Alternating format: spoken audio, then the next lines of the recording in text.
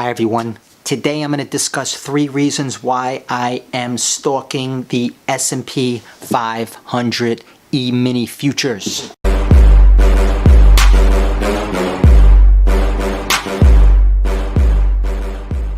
Okay everyone, in case you're wondering, I'm not trying to look cool. Last night was up most of the night. 3 hours of sleep is what I got, and boy, I have some rings under my eyes. Was training a customer in Australia. They have that, big difference in time, and we were doing the one-on-one trading. Any rate, bottom line is, let's get to the reason for this video. I have been looking very closely and stalking the S&P 500 E-mini futures. For those of you who are not familiar with the S&P 500 index, if you live in the United States, you're going to have to trade that in a futures account. However, if you live outside the United States, you can go ahead and trade the E-mini as what's called a CFD. So many of you know that, but the bottom line is a CFD is incorporated into your Forex account. However, the regulations in the United States don't allow that, so you need 2 separate accounts. Now, if you have a broker, let's say like Interactive Brokers or TD Ameritrade, some of the big ones, they have like 2 separate accounts. But they're with one firm, so it does make it a bit easier. I use Interactive Brokers, just easier. I got my futures, I got my stocks, and I have my Forex. And you can also trade Forex using futures, so it's real easy. And you're not just limited to Forex. There's been a lot of times where I'd be looking at Forex, really bored, not really paying attention to what's going on in the stock market, and all of a sudden a massive move happens in the stock market. I like to be on top of everything. I actually took down monitors. I had about 6. Now I'm using the bigger monitor that I can put more real estate on, more charts on, and then I have a few separate monitors that I use. And I also like to stream CNBC. Okay, let's get back to the reason. Sorry to diverge. S&P 500 index. We're going to take a look at the chart. Okay, everybody. Here we are now with the chart. This is the ES June 21st, 2019 E-mini S&P futures. Okay, now one of the reasons why I've been stalking this is because we see up here that there is a consolidation, and the arrows basically tell the story. You have a short, a long, a short, and it's kind of continuously going back and forth. And then after that, as expected, we went ahead. This is a slight overhead resistance level, moved down off of that.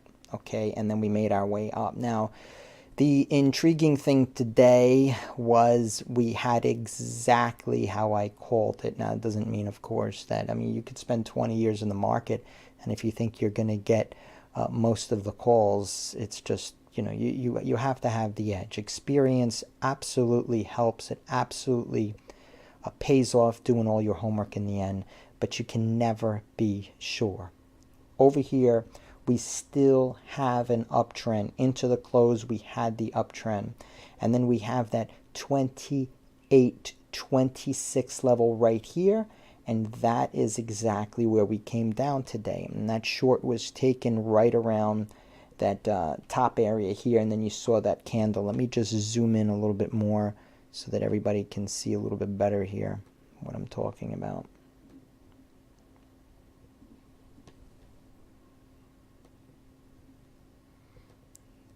Even better, let me just go ahead and grab a chart that has a little bit more to see, so to speak, so we can look back.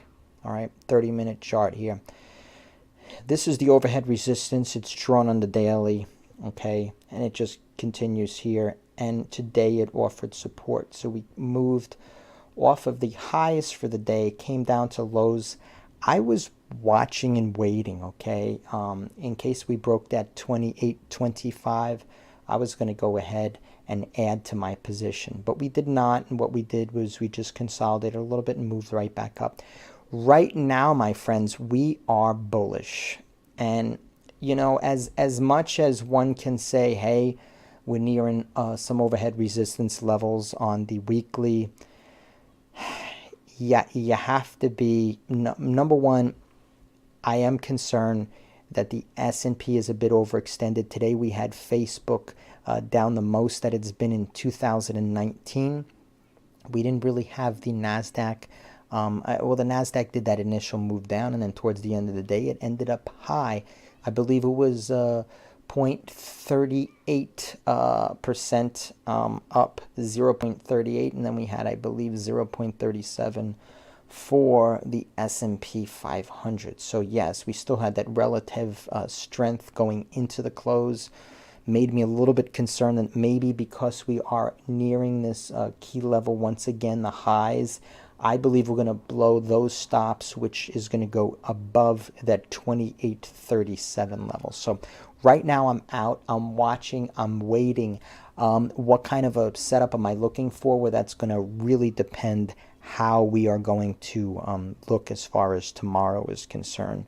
And, you know, it can go either way. Of course, everybody, a lot of people will take the contrarian indicators. You know, a lot of them will fight the market. I have learned it's costed me hundreds of thousands of dollars to not fight. Okay, so you know, and that's, by the way, that's over the years. So, you know, just keep in mind, don't fight the market, go with the market. That's what we teach over here at Fxlivedaytrading.com. Very simple ways to trade, easy to understand, very transparent in the Forex trading room, but we don't just trade Forex. We're trading futures, which many of you know. Futures are they could be commodities. For those of you that don't know, you know, Bitcoin can be traded as a future. Stock index can be traded as futures. Stocks in general, you know, you got the Apple future. It allows for a higher leverage, maybe for those who don't have that 25,000 in the account where they can use the leverage, and it's going to give you higher leverage anyway. You know, 50-to-1 as opposed to what the you know, your stock and okay. So this is the 15-minute chart. As you can see, looks a little bit different, but needless to say, it is bullish. Okay, and if we jump to the weekly here, we'll put the weekly on, let's say, the 4-hour. This way it spreads out a little bit.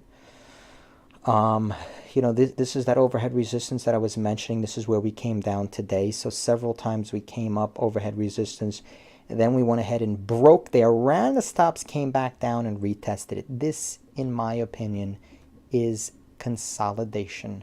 So as I mentioned, we're going to be watching this. Now we're going to jump here to the daily. Okay, you can just see that I only have one line, and I'm keeping it very, very simple here.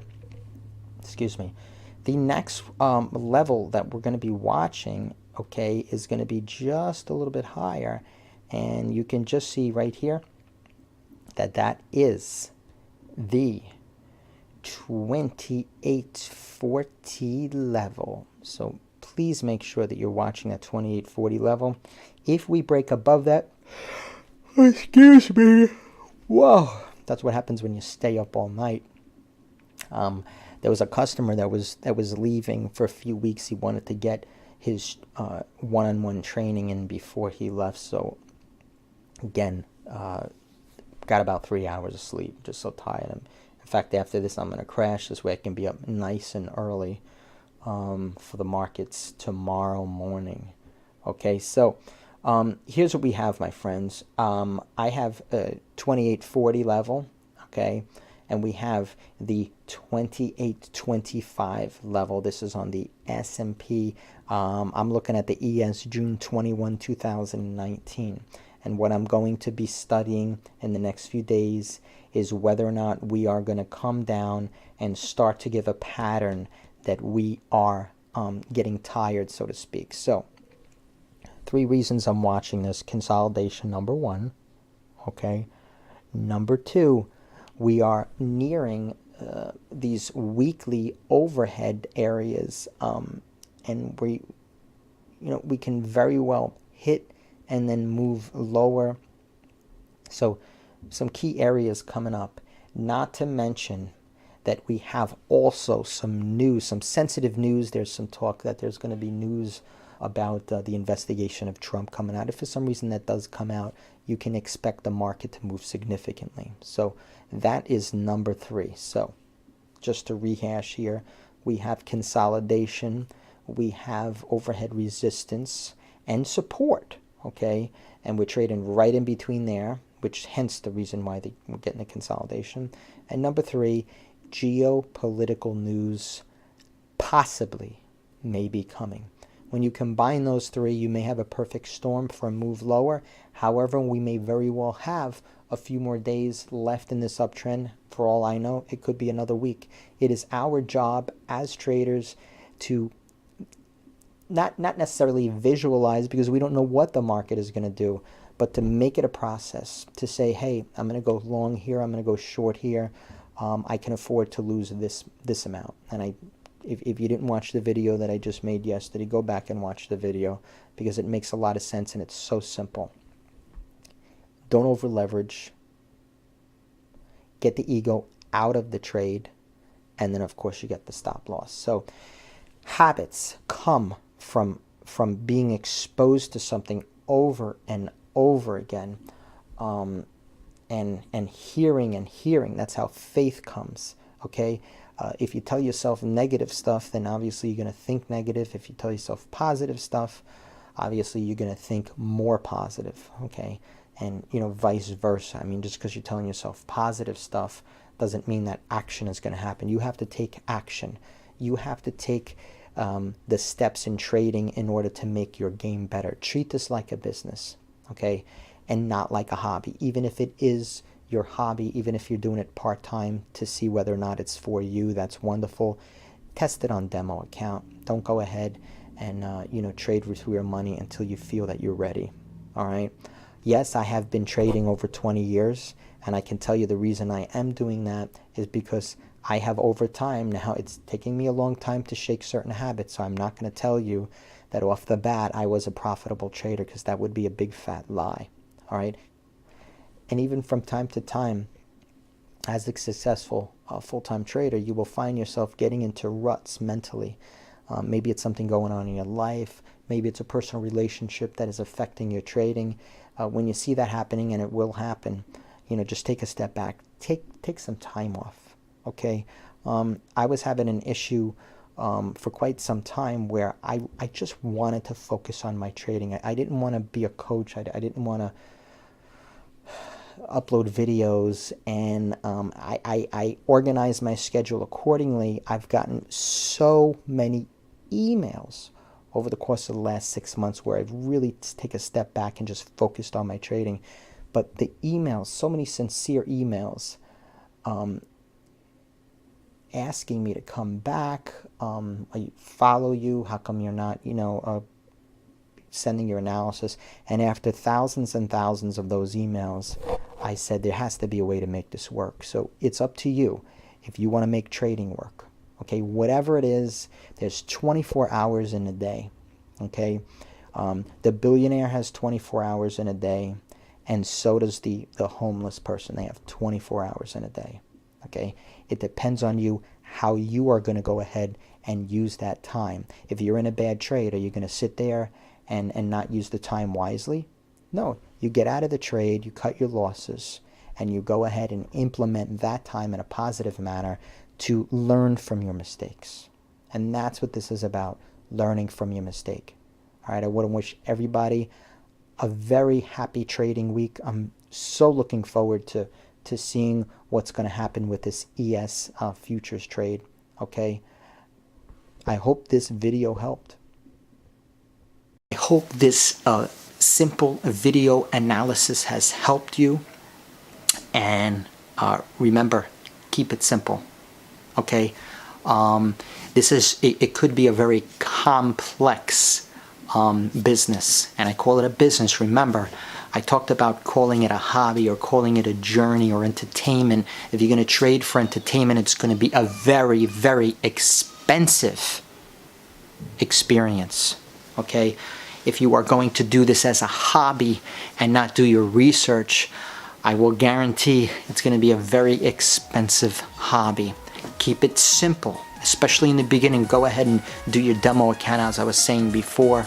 You know, learn the basics, learn the fundamentals, okay, and get out there and do it and become the 5%. Okay, hope everybody enjoyed this. I'm going to be making some more videos and I'm excited. Take care, everybody.